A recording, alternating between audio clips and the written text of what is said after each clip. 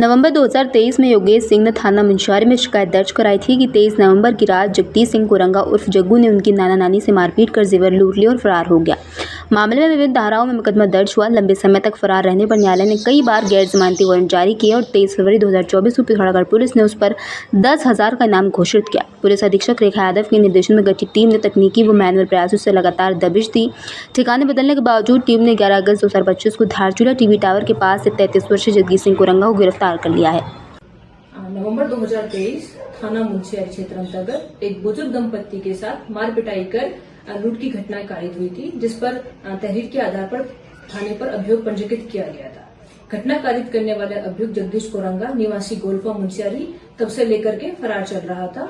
अभियुक्त की गिरफ्तारी हेतु जनपद स्तर पर विभिन्न टीमों का गठन, टेक्निकल व मैनुअल इनपुट का सहारा लिया जा रहा था। साथ ही मुखबिर भी क्षेत्र में मामूर किए गए थे। इसके अतिरिक्त वर्ष 2024 में अभियुक्त के ऊपर इनाम भी घोषित किया गया था। इसी क्रम में आज एक मुखबिर द्वारा थाने पर सूचित किया गया कि लंबे समय से फरार चल रहे इनामी अभियुक्त जगदीश कोरंगा धारचूला क्षेत्र अंतर्गत अपने निजी काम से आ रहा है। इस सूचना पर तत्काल टीम का गठन कर टीम को क्षेत्र में भेजा गया और टीम द्वारा सुनियोजित तरीके से अभियुक्त की गिरफ्तारी की गई। गिरफ्तार अभियुक्त को माननीय न्यायालय के समक्ष पेश किया जा रहा है। मुख्य चिकित्सा अधिकारी एवं जिला नोडल अधिकारी पिथौरागढ़ के निर्देशानुसार राजकीय माध्यमिक विद्यालय एचोली में तंबाकू नियंत्रण जागरूकता कार्यक्रम आयोजित किया गया। कार्यक्रम में छात्रों को तंबाकू सेवन से होने वाले दुष्प्रभाव धारा 4 व धारा 6 के प्रावधानों की विस्तृत जानकारी दी गई। इस दौरान कला एवं निबंध प्रतियोगिताओं भी आयोजित की गई, जिनमें उत्कृष्ट प्रदर्शन करने वाले प्रतिभागियों को प्रथम, द्वितीय व तृतीय पुरस्कार प्रदान किए गए। कार्यक्रम में दीपक बड़ोला, सोशल वर्कर व फूलमती हाया की काउंसलर सहित विद्यालय स्टाफ एवं छात्र छात्राएं उपस्थित रही। इस पहल का उद्देश्य युवाओं में तंबाकू मुक्त जीवन के प्रति जागरूकता और स्वास्थ्य जीवन शैली को बढ़ावा देना रहा। आज कलेक्ट्रेट सभागार पिथौरागढ़ में जिलाधिकारी विनोद गोस्वामी ने जन सुनवाई दिवस पर नागरिकों की समस्याएं सुनी और त्वरित समाधान के निर्देश दिए। लगभग 40 शिकायतों का मौके पर ही निस्तारण हुआ। प्रमुख मुद्दों में स्कूल भवनों की मरम्मत, शिक्षा की उपलब्धता, भूमि विवाद, पेयजल संकट, सड़क मरम्मत और सरकारी योजना से जुड़े मामले रहे। मानसून को देखते हुए शिक्षा विभाग को 5 लाख फंड स्वीकृत किया गया तथा जर्जर विद्यालयों की तत्काल मरम्मत के आदेश दिए गए। आपदा प्रभावित क्षेत्रों में बच्चे, बुजुर्गों व गर्भवती महिलाओं को सूची तैयार करते हुए और सभी विभागों को अलर्ट मोड में रहने के निर्देश दिए। जिलाधिकारी ने नकारात्मक समाचारों की समीक्षा कर लंबित मामलों पर शीघ्र कार्रवाई और एटीआर प्रस्तुत करने को कहा। पिथौरागढ़ में जिला पंचायत अध्यक्ष पद के लिए भाजपा प्रत्याशी जितेंद्र प्रसाद और उपाध्यक्ष पद के लिए दीपिका चुफाल ने आज जिला पंचायत परिसर में नामांकन दाखिल किया।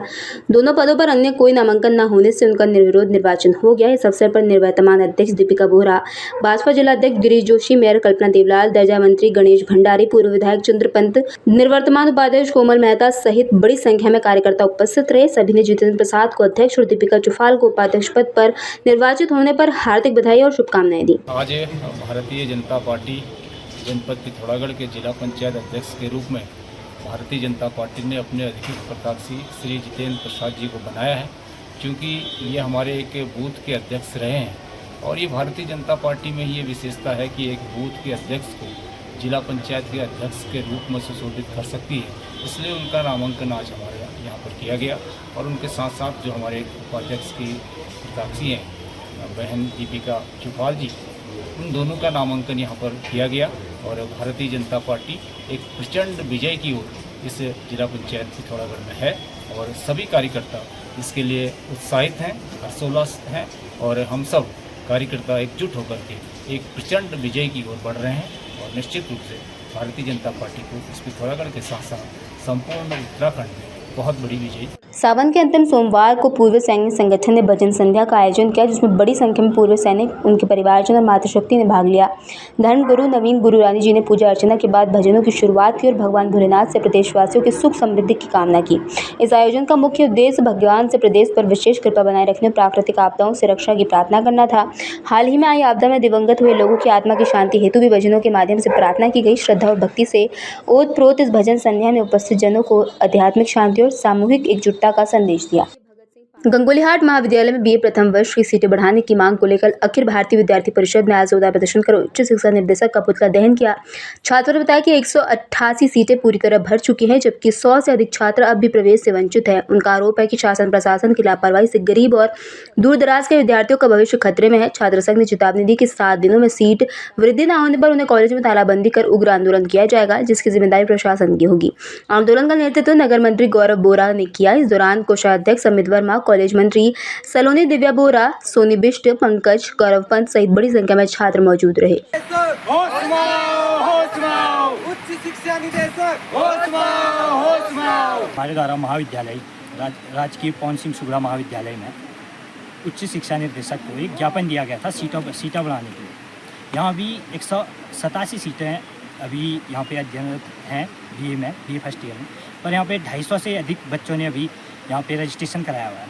तो काफ़ी बच्चे अभी शिक्षा से वंचित हो रहे हैं। तो इस वजह से हमने बीते कुछ दिनों पहले उच्च शिक्षा निर्देशक को एक ज्ञापन दिया था, तो उसकी हमें उस पर कोई भी कार्रवाई नहीं हुई। तो उसी के उपरांत आज हमने उच्च शिक्षा निर्देशक का यहाँ पे पुतला फूंका है और हमारी यह मांग है कि जल्द से जल्द सीटें बढ़ाई जाए और एक उचित कार्रवाई की जाए और जो विद्यार्थी अभी शिक्षा के अभाव में हैं वो यहाँ शिक्षा प्राप्त कर सकें। और हमारी यह मांग है कि अभी 25% सीटें इस महाविद्यालय में फर्स्ट सेमेस्टर में बढ़ाई जाए। धारचूला विधायक हरीश धामी ने भाजपा की ब्लॉक प्रमुख प्रत्याशी मंजुला बुंदियाल पर गंभीर आरोप लगाते हुए उनके नामांकन निरस्त करने और मुकदमा दर्ज करने की मांग की है। धामी का आरोप है कि बुंदियाल ने गलत तरीके से अनुसूचित जनजाति ST का प्रमाण पत्र हासिल किया है, जबकि वो नेपाल मूल की निवासी है और ST श्रेणी में नहीं आती है। उन्होंने मामले से जुड़े दस्तावेज सार्वजनिक करते हुए कहा कि ये जातीय आरक्षण का दुरुपयोग है और स्थानीय लोगों के अधिकारियों का हनन है। धामी ने चेतावनी दी कि यदि प्रशासन ने कार्रवाई नहीं की तो वो न्याय के लिए अदालत का रुख करेंगे। उन्होंने निर्वाचन प्रक्रिया की निष्पक्षता बनाए रखने को भी मांग की है। हम लोग निर्वाचन के जो यारों हैं उससे भी मिले हैं और तहसीलदार धारचूला से भी मिले हैं। मामला बड़ा जो है एक महत्वपूर्ण है, जनजाति के लोगों के अधिकारों के हनन का मामला। यहाँ पे जो ब्लॉक प्रमुख की सीट है वो जनजाति महिला के लिए जो है आरक्षित है, लेकिन दुर्भाग्यवश प्रशासन और जो अभी वर्तमान में जो भाजपा से अधिकृत ब्लॉक प्रमुख की दावेदार है, उन्होंने एक बहुत बड़ा गुनाह, बहुत बड़ा कृत्य किया हुआ है। जो मंजुला देवी महेंद्र बुंदियाल जो भाजपा की अधिकृत ब्लॉक प्रमुख के प्रत्याशी है, मेरा और हमारे कैंडिडेट का सीधे सीधे कहना है कि वो जनजाति की महिला नहीं, क्योंकि किसी भी महिला की जाति उसके बाप से जो उसकी पैतृक जाति होती है उससे दिया जाता है। और मेरे पास इसके जो है एविडेंस भी है। जो मंजुला बुंदियाल है उसकी जो मायके की जाति है वो है बोरा और ये नेपाल के छांगरू के रहने वाले हैं और इनके पिताजी का नाम है गजेंद्र सिंह बोरा और इनके माताजी हैं सरस्वती देवी। और ये जो मैं कागज दिखा रहा हूँ नेपाल का जो ये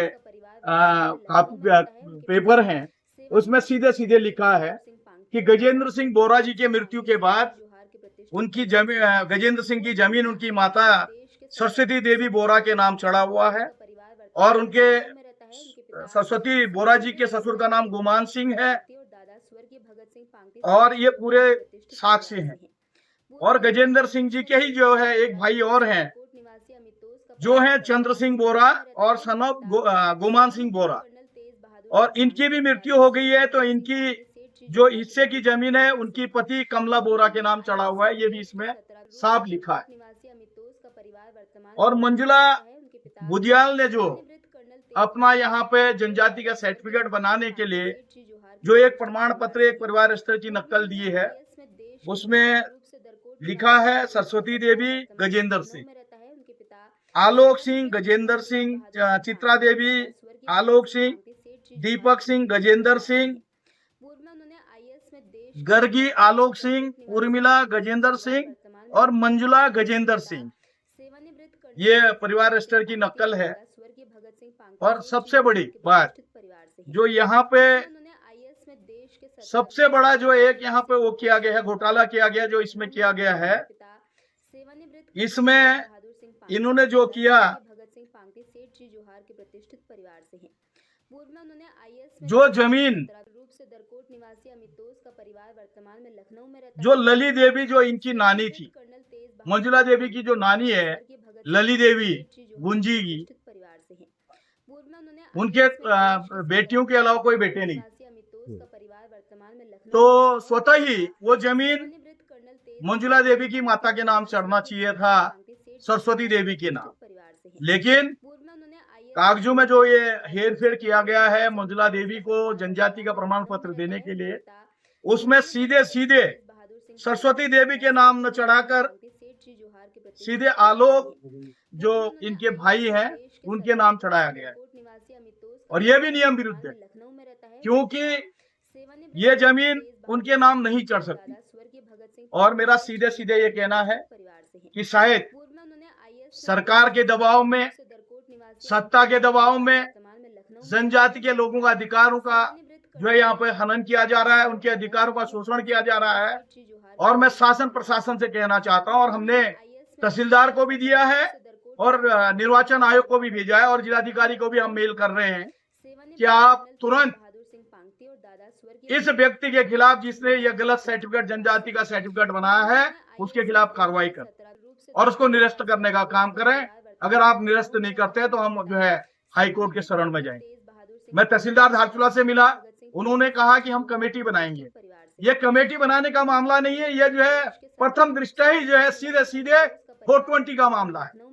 और इन्होंने निर्वाचन के समय में भारत सरकार का जो हमारा भारत का संविधान का जो शपथ पत्र है उसका भी उल्लंघन किया है। उसमें स्पष्ट लिखा है कि अगर मैं इस शपथ पत्र को गलत भरता हूँ या इसमें गलत तथ्य मैं वो करता हूँ, दर्शाता हूँ, तो मुझे जो है इसमें सजा होनी चाहिए। तो मेरा सीधे सीधे सरकार से कहना है, जिलाधिकारी से कहना है और पूरे हिंदुस्तान के जनजाति के मेरे जो भाई बहन है उनसे भी मेरा निवेदन है, अगर इस तरह से दूसरे राष्ट्र का व्यक्ति आकर आपके जनजाति का प्रमाण पत्र लेगा तो कहीं ना कहीं आपके हितों में जो है कुठाराघात है। और मैं यहाँ का एक विधायक, यहाँ का सेवक होने के नाते ये मेरी नैतिकता और मेरी जिम्मेदारी है कि ऐसे गलत कार्यों को रोकने में मैं जो है हमारे जनजाति के लोगों के साथ खड़ा रहूं।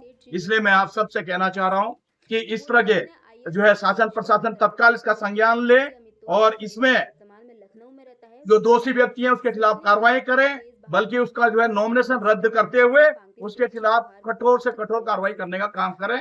धन्यवाद।